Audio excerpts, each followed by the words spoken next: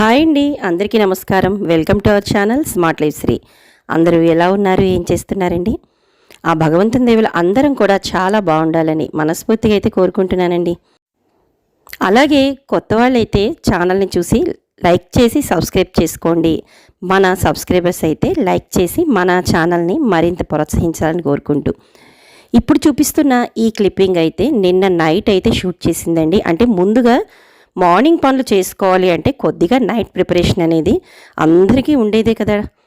అందులో బాక్సులు హడావిడి ఉండే మదర్స్కి అయితే ఖచ్చితంగా ముందు రోజు ప్రిపరేషన్ అనేది ఉండి తీరాలి, ఉంటుంది కూడానండి. అదేవిధంగా మీ అందరిలాగే ఇదిగోండి, నేను ఎవరి హెల్ప్ అంటే తీసుకోకుండా నేననేది పని అనేది ఎలా చేస్తున్నాననేది ఇప్పుడు మీతో అయితే షేర్ చేస్తున్నానండి ఈ వీడియోలో. ఇప్పుడు చూపిస్తున్నవన్నీ కూడా నైటు తోంపెట్టుకున్న సామానుల్లో ఇక్కడ సెపరేట్ చేసుకున్న సామాన్ అయితే చూపిస్తున్నాను. ఇవి ఏంటంటే మార్నింగ్ అర్జెంటుగా మనకి బాక్సులు అన్ని సామాన్లు కలిపి మనం తోమేసుకుని పెట్టేసుకుంటే అడుగున ఎక్కడో ఉండిపోతాయి బాక్సులు. అలా కాకుండా ఇప్పుడు ఇక్కడ చూపిస్తున్న ఈ సామాన్ అయితే సాయంకాలం, అంటే ముందు రోజు మార్నింగ్ నుంచి వచ్చిన సామాన్లన్నీ మామూలు సాయంకాలం మనం తోమేసి పెట్టుకుంటాం కదా, అందుకని ఆరిపోయేయండి. ఇవి అయితే సర్దట్లేదు లోపల, ఎందుకంటే మార్నింగ్ నాకు బాక్స్ బిజీలో కావలసిన సామాన్లండి అవి, అందుకని ఇలా ఎదురుకుండా పెట్టుకున్నాను. ఇందాక చూపించిన చిన్న బుట్టలో అయితే బాక్సులు నాకు 3 బాక్సులు అండి, అంటే మా వారికి మా పిల్లలిద్దరికి. అదేవిధంగా బాక్సులు, వాటికి సంబంధించిన స్పూన్స్, గరిటెలు, వాటర్ బాటిల్స్ అన్నీ కూడా ఇలా నైటే సెపరేట్ చేసుకుని షింక్లో సామాన్లని తోమేసుకున్నా.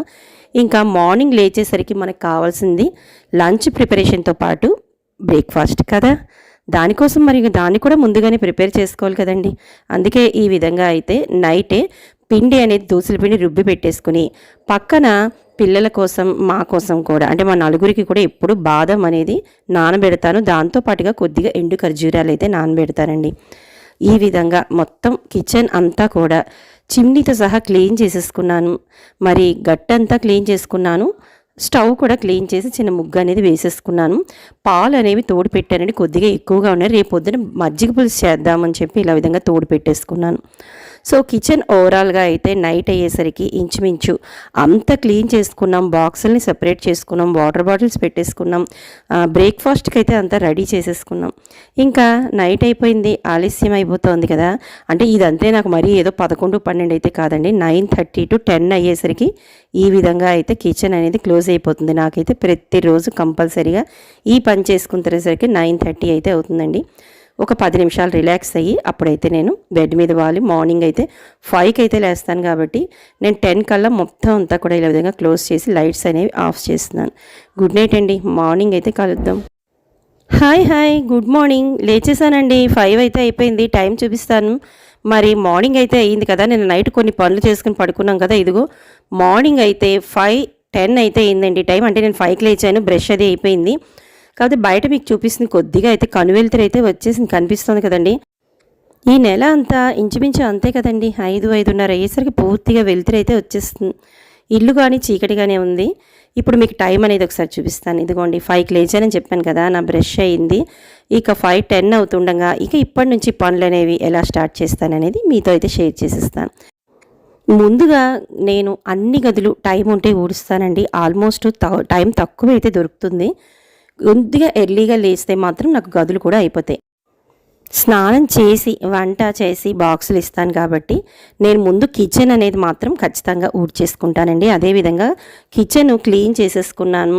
ఇంకా బయట మనకి వరండా అంతా ఊడ్చుకుని శుభ్రం చేసుకుని ముగ్గు పెట్టేసుకున్నానండి. ఈ పనులన్నీ అయ్యేసరికి నాకు 5:35 అయితే దాటుతోందండి ఇంచుమించు. ఇప్పుడు ఈ పని అయిపోయిన తర్వాత మిషన్లో బట్టలు అనేవి వేసేసుకుని ఇంకా నేను స్నానం చేసి వచ్చిన తర్వాత వంట, అదేవిధంగా దీపారాధన, ఇవన్నీ 1 by 1 బాక్సులు లైన్లో అయితే టపా అయిపోతాయండి. అయిపోయి తీరాలి కూడా, ఎందుకంటే ఒక్క సెకండ్ కూడా మనం టైం వేస్ట్ చేయడానికి అనేది అస్సలు దొరకదండి ఈ సమయంలో. కాబట్టి మార్నింగ్ మనకి ఒక్క సెకండ్, ఒక్క నిమిషం ఏదైనా కూడా చాలా వాల్యుబుల్లే. టైంకి పిల్లల్ని, హస్బెండ్ని ఆఫీస్కి పంపించాలి అంటే ఆ మాత్రం మనం టైంని మనం కేటాయించాల్సిందే కదండి. ఇంకా వాళ్ళకి చూస్తూనే మన ఇంటి పనులు కూడా మనం టైం టు టైం చేసుకోవాలి. మార్నింగు స్నానానికి వెళ్ళే ముందే విడిచిన బట్టలు, మాసిన బట్టలు అయితే మిషన్లో ఆన్ చేసి పెట్టేస్తానండి. తర్వాత నాకు ఎందుకో ముట్టుకోబుద్ధి అవ్వదు. అందుకే నాకు దీపారాధన అనేది కూడా చాలా ఫాస్ట్గానే అయిపోతుంది. ఎందుకంటే నేను చేసుకోవాల్సిన పనులు స్నానానికి ముందరవన్నీ కూడా ఆల్మోస్ట్ చేసేసుకుంటాను కాబట్టి దీపారాధనకి సమయం అయితే ఉంటుందండి. ఇంకా దేవుడి దగ్గరికి వచ్చి దీపారాధన అనేది చేసేసుకుని ప్రతిరోజులాగే పంచోపచార పూజ చేసుకుని పాలు కాచిన తర్వాత నేను దేవుడికి నైవేద్యం అనేవి పెట్టేసుకుంటానండి.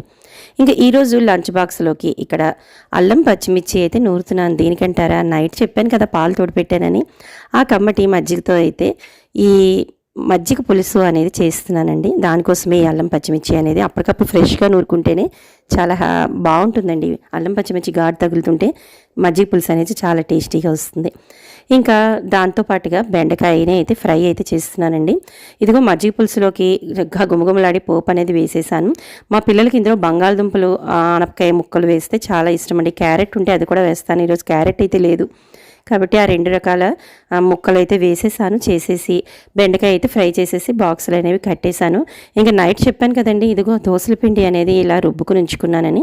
కానీ నేను ఒక్కసారి దోసల పిండి అనేవి రుబ్బుకున్నా కూడా వేరుగా సపరేట్గా అయితే కొద్దిగా చిన్న బౌల్లోకి అయితే తీసుకుని దోసలు వేస్తానండి. ఎందుకంటే అంతట్లోకి అయితే సాల్ట్ కలపనండి, పుల్లగా అయిపోతుంది కదా. అది కాకుండా మనం పలచగా రుబ్బుకుంటే మనకి దోసలు అనేవి బాగా రావు. కాబట్టి కొద్దిగా తిక్కుగానైతే పిండిని రుబ్బుకుంటాను. ఎంత మనకి వాటర్ కావాలనేది చిన్న బౌల్లోకి సపరేట్గా తీసుకుని దానికి కావాల్సిన వాటర్ మాత్రం సాల్ట్ యాడ్ చేసుకుంటూ దోసలు అనేవి వేస్తాను.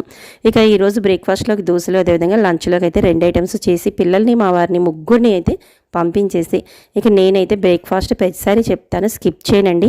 నేను కూడా 2 దోసలు అనేవి బాగుంటాయి, ఇంకొక దోశ ఖచ్చితంగా తింటానండి. ఎందుకంటే మనం చేసే ఒంటి చేత్తో పనికి బలం అనేది అనుకుంటాం, కానీ అది ఒళ్ళు ఉంది, లావుగా ఉన్నాం, సన్నగా ఉన్నాం, వీళ్ళకి బ్రేక్ఫాస్ట్ అవసరం లేదు, ఇలాంటివి ఏమి ఉండవండి.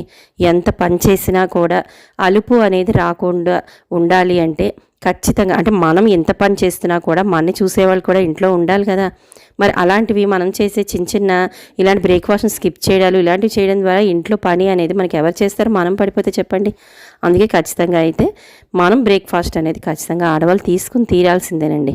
ఏదో ఒకటి, మీకు దోశ ఇడ్లీ తినాలని లేకపోతే ఓట్స్, లేదంటే మీకు పాలల్లో అటుకులు, పాలే తాగాలనిపిస్తే పాలు, ఏదైతే మాత్రం బ్రేక్ఫాస్ట్ అనేది ఖచ్చితంగా చేయండి.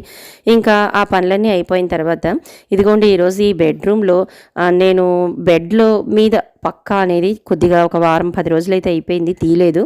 అందుకని వాటిని క్లీన్ చేస్తూ మీకు నేను ఒంటి చేత్తో అని చెప్పి నేను చెప్పాను కదా, ఎలా మనం పని అనేది అంటే నాకు ఎవ్వరు హెల్ప్ అవసరం లేకుండా నేను ఏ విధంగా ఇంట్లో పనులు చేసుకుంటాను అనేదే కదా నేను ఇది షేర్ చేస్తుంది. సో పక్క అనేది వాళ్ళు సాయంత్రం ఎవరైనా వచ్చి హెల్ప్ చేస్తే మారుస్తారు, వాళ్ళు హెల్ప్ చేస్తే ఈ పక్క మీద పరుపు అనేది తీసి తుడుపుకుంటాము. ఇవన్నీ అవసరం లేకుండా నాకు నేనే ఈ విధంగా అయితే బెడ్ అనేది క్లీన్ చేసుకుంటాను. ఇక్కడ ఒక సైడ్ అయితే బెడ్ని ఇట్లా ఎత్తి క్లాత్ అయితే తెచ్చుకుంటాం కదా, దాని కింద ఉన్న డస్ట్ అంతా కూడా ముందుగా దులిపేసుకుంటానండి. ఇదంతా కూడా ఈరోజు గదులు ఊడ్చే ముందే నేను చేసుకుంటున్న పని ఇదంతా. ఎందుకంటే బెడ్ మీద ఉన్న చిన్న మట్టి, ఇసుక రేణువులు ఇలాంటివన్నీ కూడా మనకి ఎప్పుడు ఇక్కడ కిందన పరుపు కింద చేరిపోతూ ఉంటాయి. తెలియకుండానే మనం అనుకుంటాం, కానీ ఎంత శుభ్రం చేసుకున్నా ఏదో ఒక డస్ట్ అనేది కిందన మనకి ఇలాగ వస్తూ ఉంటుంది. అందుకనే పరుపుని మాత్రం ఖచ్చితంగా వారానికి కానీ 10 రోజులకు కానీ ఈ విధంగా మీరు కానీ చేసుకున్నట్లయితే మనకి ఎటువంటి డస్ట్ ఎలర్జీ అలాంటివి కూడా రావండి. పిల్లలు ఎందుకండి, మనకి తెలియకుండానే ఇప్పుడు మీకు ఒక కన్స్ట్రక్షన్ హౌస్ని దాదాపుగా 2.5 ఏళ్ల నుంచి నా వీడియోస్లో చెప్తూనే ఉన్నాను. మా ఎదురుగుండా ఒక కన్స్ట్రక్షన్ ఇప్పటికైతే ఒక ఆకారానికి వచ్చింది, కానీ ఇంకా ఏదో ఒక పని జరుగుతూనే ఉంది. అందువల్ల మనం అనుకుంటాం, కానీ చుట్టుపక్కల తెలియకుండా చాలా గాలిలో డస్ట్ అనేది వచ్చి ప్రతిరోజు దులుపుకుంటున్నా మన ఇల్లు అనేది దుమ్ముతో నిండుకొని పోతూనే ఉంటుందండి. అలా అని చెప్పి వదిలేలేం, అలా అని చెప్పి ప్రతిరోజు చేయలేం, కష్టమే కదా. అందుకని మనం చిన్న టిప్స్ని ఈ విధంగా పాటించుకుంటూ మన ఇంటిని మనమే శుభ్రంగా ఉంచుకోవచ్చండి. ఇదిగో ఇంకా పక్క అనేది తీసేసాను కదా, ఇంకా ఈ విధంగా పక్క ఇంకొక బెడ్షీట్ అనేది వేసేసాను. ఈ బెడ్షీట్ నలగకుండా చక్కగా ఉండాలంటే మాత్రం 4 వైపులా కూడా చిన్న ముళ్ళు వేసుకుని మీరు కానీ పక్క మీద వేసుకుంటే బెడ్ మీద పక్క అనేది చక్కగా నలగదండి, చాలా నీట్గా అయితే ఉంటుంది. ఇక ఇందాక చెప్పాను కదండి, క్లాత్తో తెచ్చుకుని పరుపుని ఎత్తి 2 వైపులా అటు ఇటు కూడా శుభ్రంగా జరిపి కిందన ఉన్న మట్టి అంతా కూడా తుడిచేసుకుంటాను. ఇక కింద పడిన మట్టిని ప్రతిరోజు ఇల్లు ఊడ్చుకుంటున్నప్పుడు ఉత్తి నేలే కాకుండా దానికి మనకి చూసారా గోడకి ఇక్కడ అంచులు కనబడుతున్నాయి. ఆ అంచుల వెంబడి కూడా నేను ఊడ్చేసుకుంటానండి. ఎందుకంటే మనకు ఒక్కొక్కసారి తెలియకుండా అక్కడ కూడా మట్టి జీరుతూ ఉంటుంది. కాబట్టి ప్రతిరోజు ఇది పెద్ద కష్టమైన పనేం కాదండి. మనం ఊడ్చుకుంటున్నప్పుడే ఆ అంచుల వెంబడి ఒకసారి చీపుర్ని అలా వేసి రాసామా మొత్తం దాని మీద ఉన్న మట్టి కానీ సైడ్స్ ఉన్న ఈ మట్టి కానీ ఈ గోడకి మనకి సైడ్స్ ఉంటాయి కదా వాటి దగ్గర ఉన్న మట్టి కానీ అంటే మనకి ఎప్పుడూ మనం బూజులు దులుపుకుంటాము చేసుకుంటాము అని అవి తర్వాత పెట్టుకోండి. కానీ ప్రతిరోజు మన చేతికి అందినంత వరకు మనం గోడల వెంబడి కూడా ఇలా తుడిచేసుకున్నాం అనుకోండి దాదాపుగా క్లీన్ అయిపోయినట్టేనండి. 90% ఇలా రోజు చేసుకుంటే చాలు. మీరు ఎప్పుడో డీప్ క్లీనింగ్ అనేది 10% చెప్పాం కదా, అది హ్యాపీగా మనకి ఏదైనా పండగలప్పుడో లేకపోతే వారానికి ఒకసారి ఆదివారాలు ఎప్పుడైనా చేసుకోవచ్చు. కానీ 90% ఇల్లు అయితే మాత్రం శుభ్రపడిపోతుందండి ప్రతిరోజు కూడా. అదైతే మాత్రం గ్యారంటీ అండి. అందుకే నేను చేసుకుంటున్న ఈ విధానాన్ని ఒకసారి మీతో షేర్ చేద్దామని చెప్పి ఈ వీడియోలో అయితే షేర్ చేస్తున్నాను. సో ఇంకా మనకి ఇలాంటి అంటే ఇప్పుడు మా ఇంట్లో అయితే మాకు బెడ్కి ఆపోజిట్గా ఈ విధంగా అయితే చిన్న ర్యాక్ అనేది ఉందండి. దీన్ని కూడా దుమ్ము లేదు కదా ఈరోజే తుడిచానులే అని కాకుండా ప్రతిరోజు ఇలా ఏసీ రిమోట్లు ఇలాంటివి పెట్టుకోవడానికి, అదేవిధంగా అలెక్సా ఇక్కడ పెట్టుకున్నానండి. ఈ విధంగా అటు ఇటు కూడా 2 ఫ్లవర్ వాజులతో పెట్టుకున్నాను. ప్రతిరోజు కూడా దీని మీద ఈరోజు తుడిచానా మళ్ళీ రేపు మళ్ళీ చూస్తే మళ్ళీ దాని మీద తొడవని దానిలాగే దుమ్ము ఉంటుందండి. దానికి కారణం ఇప్పుడు మీకు ఒక ఇల్లు చూపిస్తాను చెప్పాను కదా, కన్స్ట్రక్షన్ అనే కాదండి ప్రతిరోజు మనకి ఏదో విధంగా అయితే దుమ్ము చేరుకుంటూనే ఉంటుంది. సామాన్లు అంటే అసలు ఇల్లు అంటేనే ప్రతిరోజు చేసుకోవాల్సిన పని కాదంటారా? మరి మీకు కూడా ఇది అనుభవమే కదా. అందుకే నేను ఒక క్లాత్ అనేది ఈ విధంగా ఇల్లు తుడుచుకుంటున్నప్పుడే తెచ్చేసుకుని ప్రతి వస్తువు మీద కూడా అంటే దుమ్ము ఉంది ఇందాక చెప్పాను కదా దుమ్ము లేదులే నిన్నే తుడుచుకున్నానని కాకుండా ప్రతిరోజు ఇలా చేసుకుంటే పెద్దగా కష్టపడాల్సిన అవసరం కూడా లేదండి. హ్యాపీగా చీపురు ఎలా తెచ్చుకుని మనం ఊడ్చుకుంటామో ఒక క్లాత్ మనతో పాటు భుజానేసి తెచ్చేసుకుంటే ఇంకా హ్యాపీగా దాంతోపాటు చేతితో ఒకసారి తుడిచేయడం, అన్నిటి మీద కింద నేల మీద ఊడ్చేయడం, ఈ రెండింటిని కానీ అలవాటు చేసుకున్నామా హ్యాపీగా మనకి అన్ని గదులు కూడా శుభ్రంగానే ఉంటాయి. ఇదిగోండి ఇక్కడ విండో నుంచి మీకు చూపిస్తున్నాను కదా అదేనండి కొత్త కన్స్ట్రక్షన్. ఈ కొలిక్కి అయితే వచ్చిందండి. దాదాపు ఇది 2.5 ఏళ్ల నుంచి మమ్మల్ని విసిగించేస్తుంది ఈ ఎదురుగుండ కన్స్ట్రక్షను. దానికి వల్ల దుమ్ము అనేది ఈ గదిలో ఎస్పెషల్లీ ఈ గదిలో అయితే అలా ఇలా కాదు. మరి నేను చేసుకుంటున్న పనుల్లో చూపించిన ఈ వీడియోలో ఏదో ఒకటి మీకు నచ్చే ఉంటుంది కదా. నచ్చితే మాత్రం తప్పకుండా లైక్ చేసి కొత్త వాళ్ళైతే సబ్స్క్రైబ్ చేసుకుని పక్కనే ఉన్న బెల్ ఐకాన్ క్లిక్ చేసేయండి. మరి ఇంకా రేపటి ఇంట్రెస్టింగ్ వీడియోతో మళ్ళీ రేపు కలుసుకుందామండి. అంతవరకు బాయ్ అండి. అందరికీ నమస్తే.